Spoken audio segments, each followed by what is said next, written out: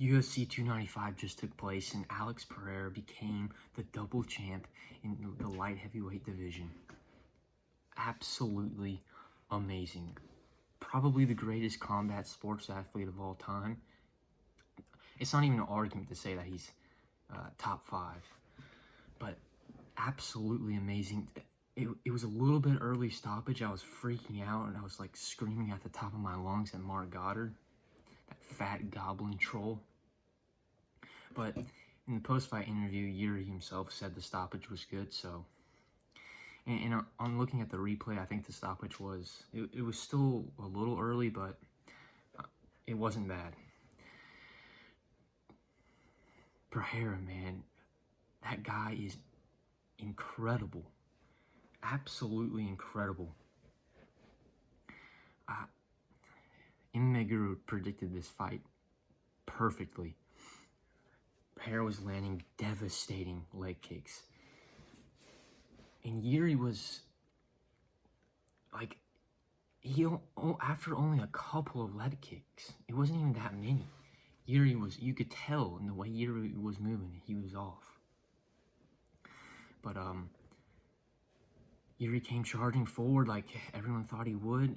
He was landing on Pereira. Pereira had a look of concern on his face, but man, even when he gets rocked, he has his hands up, and he still sees things coming, so he can still get his counter shots in, and that's exactly what he did against Prochazka. He slumped him to the ground. Jiri tried to get a hold of a double leg, and he was raining down elbows, and I think the elbows put him out. And he fell on his back, and as he was falling, that's when Mark Goddard stopped it. I still think it was a little early, but it's better than too early than too late. Absolutely. So, an amazing performance by Alex Pereira. The first round,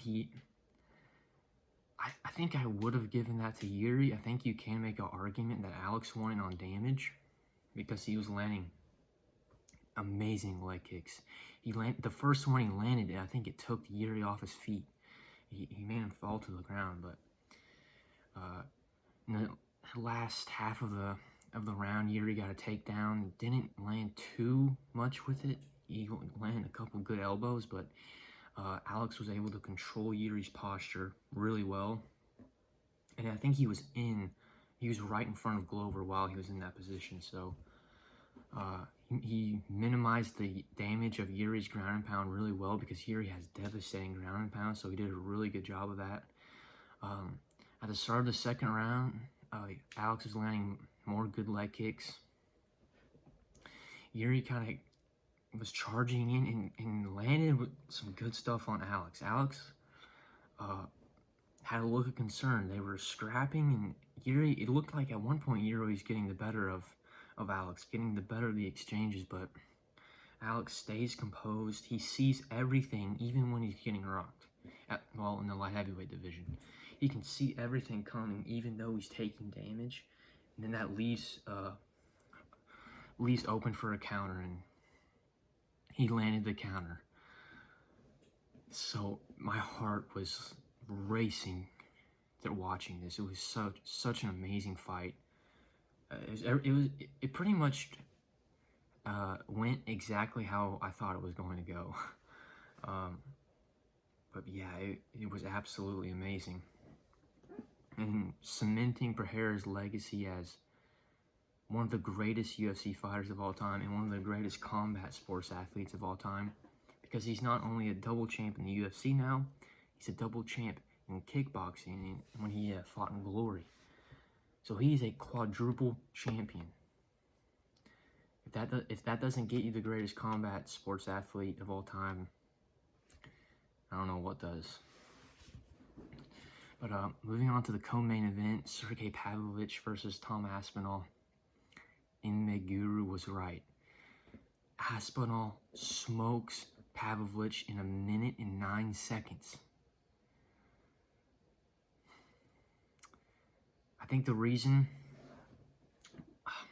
my biggest mistake in predicting this fight was underestimating Aspinall's power and overestimating Pavlovich's chin. people just like to say, oh, Aspinall, his speed and his technique are so good, that's why he's able to put people out so quick, but he's got power. He landed a good 1-2 right on Pavlovich, wobbled him bad, and then he landed another 1-2, sat Pavlovich down. He was out cold, and he landed like 3 grounded pounds on his face before the ref could pull him off. It was brutal. At the start of the fight, Aspinall landed a good leg kick that clearly shook Pavlovich up.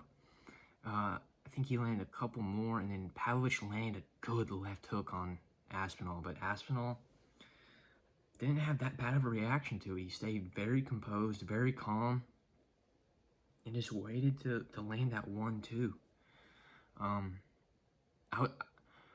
I knew Aspinall was faster than Pavlovich. Everyone knows that, obviously, but I thought Pavlovich was going to be fast enough to counter Aspinall's 1 before he could land a 2 with his hook. But, man, Aspinall is just that good. He's that good. I think it's the Polish in him, to be honest. But I don't know. No, I'm just kidding. Amazing. Absolutely amazing performance. But as for what's next for him, it's tough to say because they might either... There's no way that they'll make him defend an interim title. So what they might do is to give John Jones enough time to recover and keep the division moving. They might do Tom Aspinall versus Stipe Miocic for the vacant heavyweight title, and then John Jones will come back and face the winner of that matchup. I think that will probably make the most sense. But I mean, who knows what they're gonna do? Whatever makes the most money for them, obviously. So, who knows what they're gonna do? But as for Pavlovich, man, that's a tough loss. To get sparked out like that bad, it really sucks. If we take a look at the rankings, you know, maybe they could do, you know what they might do? Pavlovich versus Volkov. Because Volkov's on a 3-fight win streak right now. Looking really, really good. And Pavlovich, you know, just got a bad loss. He's going to be... That's a bad setback for him. So I think they might do that matchup. Or because Gon is such a coward, he denied to fight Pavlovich or Aspinall, they might set up a match. They might just force Gon to fight Pavlovich. So I think Pavlovich definitely isn't done. He still got a lot of left in his career, definitely, but yeah, it sucks. I didn't want to see any of the main event or co-main event fighters lose, but both of the guys that I was slightly leaning towards wanting to win won, so I can't be upset. They were both amazing fights, even though they were both very short. All fights on the main card were short. All of them were TKOs or knockouts. This was a great card. Oh, I gotta sneeze. Oh, I hate that feeling. It's so fucking stupid. Anyways, on to Jessica Andrade versus Mackenzie Dern. This was the apex of women's MMA. If you were to summarize women's MMA to someone, this is the fight to show them. I thought Mackenzie Dern was getting better. I thought she was improving. In her last fight, she was piecing up Angela Hill. Piecing her up. Angela Hill, we just saw her defeat Denise Gomez pretty clearly with her striking. But Mackenzie Dern, I guess she just forgot how to do all of what she did in her last fight. It just doesn't make any sense. Like, wherever you teach a woman how to throw some decent strikes, they think they're like a pure striker, even though they have amazing Brazilian Jiu-Jitsu. I don't... What was Dern thinking? It's like the worst fight IQ I've ever seen, in horrible striking form and technique, and just leaving your chin just straight up like this. Just, I mean, her arms are just all over. Like, how have you been training MMA for this long and you don't know how to just bring your fist back to your face after you throw a punch? It's my fault for picking Dern. I think from now on, I'm just always going to pick the ugly female, the more masculine female. Because, I mean, that's what I always do that if they're unranked, but I'm just going to do that no matter what now. Because it's just ridiculous. Ridiculous. I mean, Andrade has been looking so bad recently. 3-fight losing streak, all by finish, 2 by submission. But she stayed composed.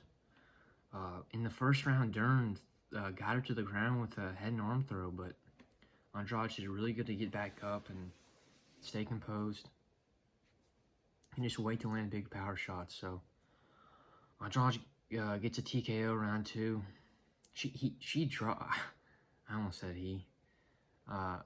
She dropped Dern, I think, like 3 times in the second round, and I think once in the first. But yeah, it's just so depressing to see that, to see Dern striking. It's just cringe. I mean, think of like watching her strike versus like Aspinall, Pereira. Even though Prochazka has a really weird technique, it's still good. Or Diego Lopez, or just anyone else striking is just... Or think of Zhang Weili. Think of the technique that Zhang Weili throws versus Dern. It's just... It's an enigma. It really is. It doesn't make any sense at all. But moving on to Matt Frevola versus Benoit Saint Denis. Or Denis, rather. The steamroller got steamrolled. Benoit Saint Denis might be the main character. At least for France. He's the last true Giga Chad of France. All other French fighters aren't really French, if you were to ask Usman or Adesanya, if you know what I'm saying. But Benoit Saint Denis is a true Frenchman. He's got that, I think he's like got that Crusader tattoo on his chest. Looks super dope. I think he might have like Mother Mary on his back. Super base tattoos. Everyone else has like gay samurai and like words, like Diego Lopez's tattoo. What is it? Dream it, believe it, make it happen, or something like that. Even though I love Diego Lopez, one of my favorite prospects in the featherweight division. But anyway, Benoit Saint Denis head kick KOs Matt Frevola in 1 minute and 31 seconds in the first round. Absolutely amazing. It looked like his Benoit's big toe like smashed into Frevola's temple. It was horrible. But I was watching MMA Guru's live stream, and his first reaction was like, "Oh, it's a fluke," which I know he was kind of just saying that to be funny, but I kind of feel like it was a little fluky, because Frevola, like, they were like in the clinch and they separated, and Frevola was just like backing up, kind of just like not even looking at him, and he didn't have his hands up, and Benoit just smashes a head kick into his face. I know it is Frevola. I had no idea what he was doing. He just lost focus for that, in the worst time to lose focus. I mean, that was a nasty head kick. I mean, it wasn't like a, oh, I'm wobbled. It was flatline head kick KO, dead. Well, he obviously didn't die, but nasty KO. I think, and Benoit Saint Denis, great on the mic. Absolutely fantastic. He was making call-outs all over the place. He mentioned like Gamrot, Poirier, Gaethje, for the BMF belt. He said he wants to fight for the BMF belt, which would be an absolute scrap of a fight, but he's obviously not deserving of it yet. But I think he has the skills and the time. He has the time to get better, because I think he's only 26, 27, something like that. Not sure. Yeah, 27. Plenty of time to get better. Only 27 years old, and I think Joe Rogan said he's only been training for 6 years, because he was in the special forces beforehand. So absolutely amazing fight streak he's on. He's going to be ranked in the top 15 on Tuesday. He'll probably face Fiziev, maybe, when Fiziev recovers. I think that's what MMA Guru was saying what would probably happen, which that would be an amazing fight. Fiziev versus Benoit Saint Denis. Absolutely amazing. So best of luck to him in his career. He's a fighter to look out for. As for Matt Frevola, tough setback. Got the KO win over Drew Dober for nothing. If you're gonna crack the Giga Chad chin, you gotta go all the way. Sucks for him, but obviously needs to take some time off and work on his discipline and focus, because he lost focus in the worst time to lose focus in that fight. Moving on to the main card opener of Diego Lopez versus Pat Sabatini. What were the odds makers thinking? What did they know? They must have known something that we didn't know, to have Pat Sabatini as a favorite. I mean, it didn't make any sense at all. But yeah, I mean, this went how everyone thought it was going to go, pretty much. Diego Lopez smokes Pat Sabatini in 90 seconds. KOs him bad. Pat Sabatini isn't that good. And Diego Lopez, I'm calling him the Charles Oliveira of the featherweight division. He's been running through the competition and almost defeated Mazar Evloev on short notice in his UFC debut. I mean, he's all with Evloev's what, ranked 8? I mean, Evloev's fighting Arnold Allen, who's, I think Arnold Allen's number 5 on the Sean Strickland and Drix Du Plessis card. I mean, Diego Lopez is arguably already top 10 material. Why is he fighting a guy like Pat Sabatini on the main card? Give him a... Let's look at the featherweight rankings. Yeah, I mean, Alex Caceres is number 15. What? I mean, I don't know how he's ranked and Lopez isn't after the fight he had against Mazar Evloev, but this guy needs a top 15 opponent now. He's that good. I think he's the biggest featherweight prospect in the UFC right now. But anyways, moving on to Steve Erceg versus Alessandro Costa. First round, it was a little back and forth. Steve Erceg was getting the slight better of the exchanges until Steve Erceg drops Costa with a good right hand, winning the round clearly. Then at round 2, Costa starts fighting like absolute madman, swinging big overhands that were giving Erceg lots of problems, because Erceg has his hands way too low for the flyweight division. Way too low. He needs to work on that a lot. He's a young guy. I'm sure he will look at this fight and improve from it, but he was leaving his hands way too low against a guy like Costa. Costa cracked him bad in the second round multiple times, dropping him at one point and putting him in a lot of trouble. But Erceg weathered the storm, made it to round 3, and kind of just held Costa up against the cage. It was a pretty dull fight in round 3, but round 1 and 2 were pretty exciting. But Ursay's got a lot to work on. Needs to really work on striking defense, but yeah, he definitely has a lot of talent. I think he can go quite a ways in the flyweight division. But as for Costa, needs to work on his decision-making skills. He was jumping on submissions that he didn't have the position for. He did that like 2 or 3 times in the second round. He's making quite a few mistakes when he had Ursay in trouble, and he might have been able to win the fight in the second round potentially, but made some pretty bad mistakes. So hopefully he can look back on this fight and learn a lot from it as well, because he's a pretty fun fighter to watch. As for the next fight up, Tabitha Ricci versus Lupita Godinez.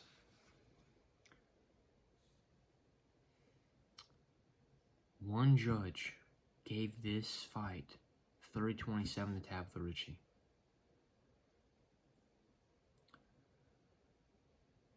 Insanity. Absolute insanity. It just doesn't make any sense.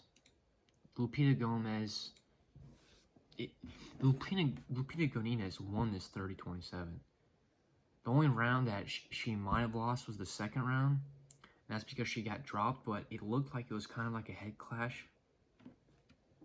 If it was a head clash, then she won that round because it doesn't count. But if it wasn't a head clash and Ricci actually did drop Godinez in the second, then you can give Ricci the second round, making it 29-28 to Godinez. But to give the other 2 rounds to Ricci as well, insanity. Absolute insanity. It just doesn't make any sense at all. It's so frustrating, but Godinez gets it done. Yeah, I mean, she was landing the better shots. She had the better boxing. Ricci was landing good kicks, but she just wasn't throwing enough of them. I don't know. It seemed like she was scared to throw kicks. But Godinez just had the better boxing, was landing the better punches. And Ricci just wasn't really landing anything of that significance, so Godinez gets it done by a split decision. Then on to Mateusz Rebecki versus Roosevelt Roberts. Mateusz Rebecki is awesome, man. He's absolutely awesome. Getting the armbar in round 1 against Roosevelt Roberts, which I think was the same way Roosevelt Roberts lost in his debut, so it's pretty interesting. But Rebecki was pressuring Roberts early, got the takedown, maintained control, and just locked up that armbar. He had it in. I think it was by verbal submission as well, which is pretty interesting. But yeah, he needs a ranked opponent. He needs a top 15 guy. I think he's on 16 fight win streak, something crazy like that. Absolutely needs a top 15 lightweight. He's something special to watch, and such a weird looking build as well. He's built like a mini fridge. He's an awesome fighter. I love watching him fight. Anyway, moving on to Nazim Sadykhov versus Vyacheslav Borshchev. Amazing fight. Definitely fight of the night worthy. The result was a draw. Round 1 went to Borshchev. Was just landing amazing body shots on Sadykhov.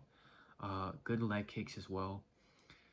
Really good boxing from Borshchev. Really, really good. But Sadykhov is tough.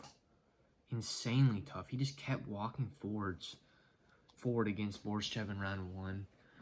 Ultimately losing that round, but the pressure, my hair's getting all crazy. The pressure eventually got to Borshchev in the second because Sadykhov rocked him bad in the second.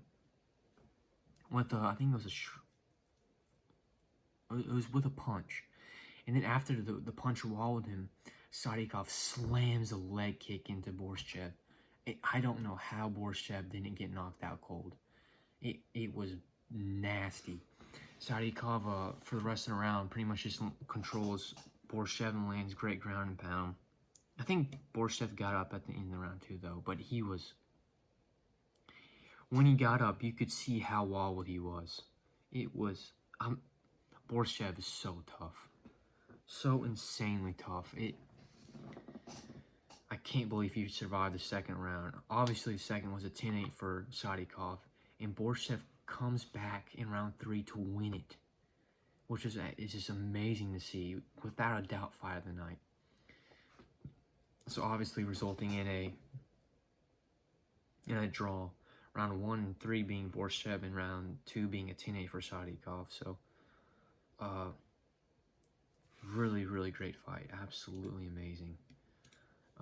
Borshev can just dig to the body so well, and Sadykhov has the ability to tough out, the shots that he's been taking, and to fire back with a powerful shot of his own. So really, really great fight. On to the early prelims: Jared Gordon versus Mark Madsen. How are these guys in the UFC, dude? They are bottom of the barrel lightweights, but Mark Madsen is at the more bottom of the barrel because Jared Gordon gets it done with a pretty nasty KO in the clinch against Mark Madsen. Mark Madsen was looking good though. He was looking really strong in the clinch, landing good knees. But the problem with Madsen is that he has no striking. I mean, the striking, dare I say, almost on par with Mackenzie Dern. But I mean, he was controlling Gordon in the clinch well, but Gordon actually knows how to throw a punch, and that's what made the difference in this fight. Gordon landing like a good overhand right in the clinch and just knocking Madsen out bad. Really, really bad. He gets the round 1 knockout in his hometown. Really weird post-fight speech. He was like talking about how he it was inspirational. He was talking about how he used to do heroin, and now he's fighting in the same place he used to do heroin, which is it's cool. But the way he said it and the pauses were kind of just awkward. Forgot to mention this in the co-main event. As they were standing in the middle, as Pavlovich and Aspinall were standing in the middle, as the referee was saying all the stuff he has to say, Aspinall puts his hand on Sergei's shoulder like this, and then Sergei does as well, just to be nice. And it was just so awkward. I've never seen anyone do that. It was really weird. But anyways, Jared Gordon gets it done, round 1 knockout. As for Mark Madsen, I mean, you're not gonna make anything of yourself in the UFC. I think it's time to call it quits, probably. I mean, I think he's 39 as well. So, as for Jared Gordon, though, run it back with Paddy Pimblett if he beats Tony Ferguson, which, I mean, God, I hope he doesn't. I really hope he doesn't, but he should absolutely run it back with Paddy Pimblett. He should have called that out in his post-fight speech, but good one for Gordon. Anyway, John Castaneda versus Kang Kun Ho. Castaneda was just more active, much more active than Kang, or Kong, however you say it. Kong was just, he looked lost out there. All he had was his right hand. He would just throw sometimes, and then hooks. He didn't try to mix it up at all. All Castaneda really had to worry about was Kong's right hand, which he was able to really just put the pressure on Kong and outwork him, out-hustle him. Really good performance by Castaneda, getting the unanimous decision victory, 30-27. Then Joshua Van versus Kevin Borjas. Great fight. Really, really good scrap. Joshua Van getting the unanimous decision 29-28. Borjas won the first round. It was pretty even up until Borjas cracks Van and sat him on his butt for a bit. And it was looking not so good for Van, but he can stay composed. He's really good at that. He's only 22, mind you, which is insane. But he stays composed, and he knows how to land body shots beautifully. He was digging bad body shots to Borjas with all sorts of combinations. He wasn't headhunting at all. He was mixing his punches to the head, to the body, really well, throwing really good combinations. And again, only 22, so he has a lot of time to get even better. So definitely a flyweight prospect to keep your eye on. And then on to the first fight of the card, Denise Bazooka versus Jamal Emmers. Jamal Emmers absolutely smokes Bazooka in 49 seconds. I mean, Emmers just put the pressure on him right from the get-go. I don't even think Bazooka landed anything. Yeah, total strikes, 3 out of 7. Yikes, that sucks for him, man, to lose like that. Because I think he just lost to Sean Woodson as well. So, not a great start to his UFC career, and Jamal Emmers missed weight as well, which always sucks to lose to a guy that missed weight. But it was only by 1 pound. I'm not going to gripe on Emmers too hard, even though he's been doing this for years. There's no real excuse to miss weight, but yeah, Emmers smokes him. Round 1.